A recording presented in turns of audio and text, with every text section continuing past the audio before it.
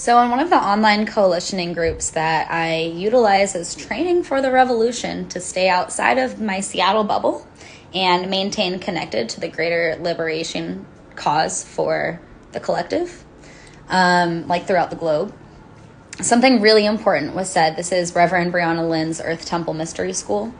And she said so this was a white presenting space for anti-racism, right? And we were talking about how just like women need men to stand up for other women, we women need to stand up for our Black and brown sisters.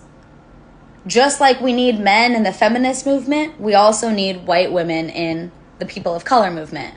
Why am I bringing up intersectionality in a time of advocating for victims of gender predation? Why am I doing that? Oh, that's because they are all tendrils of the same empire. What do you mean intersectionality? What do you mean these are all tendrils of the same empire? I'm about to use a lot of big words that I utilize a lot, and I'm only going to weave them into this conversation to let you know that these can all be synonymous to empire. And I want you to think about empire as the head of the octopus and all of these little tentacles, and it's kind of like freeze tag. And if the empire octopus uses the tentacle of patriarchy, uses the tentacle of classism, uses the tentacle of racism, colorism, genderism, what other isms do we got? Sexism, right? All of these different separating factors of identity politics that keep us from fighting the same damn octopus, because we're all figuring out the little tentacle here. Do y'all remember that episode of SpongeBob where they think they're fighting the Texas bullhorn, but they're like, oh, Sandy, this is just the tongue.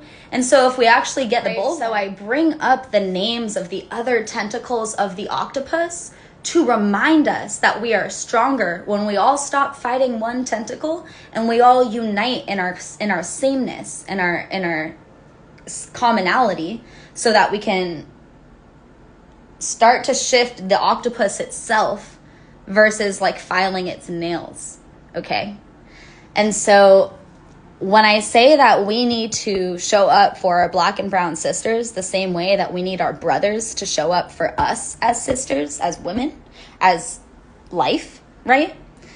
This is intersectionality and this is solidarity, because we need the person who has the blind spot to the perspective know that their way of life isn't the only way of living, and we have all to learn from the opposing population because we are blind to their life, because we don't present in a body that can. This is more than just we're stronger when we're together, so let's put aside our differences and start moving towards what we want.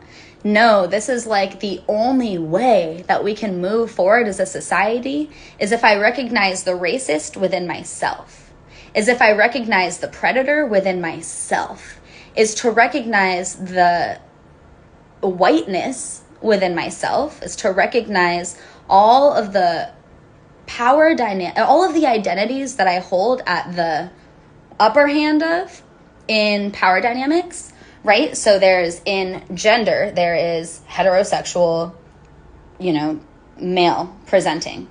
In race, there is white presenting. In classism, there is rich presenting. And so the intersectionalities that are at the top of the totem pole of power that have the most blind spots are white men with money. And when we start reframing privilege as blind spot, we start shutting up and listening.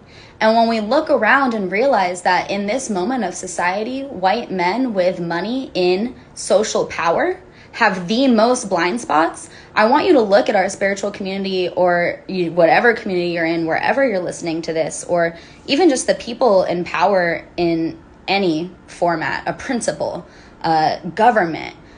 How many white men with money or social power or any kind of capital are in those places of decision making, right? We have people with the most positioned blind spots making the most decisions to represent the most people that they quite literally don't have a connection to. And it's not their fault. They didn't ask for this. Like, I am half white and half Filipino, and I walk through this world having no concept of what it's like to be Black, because I'm not Black and I can never know that. My body is different. And in no way am I saying white men with power are bad. and that they should never be in decision-making places? No, but there is absolutely a time and place, and we have reached a time where there is a lack of representation, and we have found a place where people continuously gather, and we need a little bit more representation in the circle of the table. Yes, we have diversity and equity inclusion conversations happening. We have people that are being brought into positions of leadership for representation.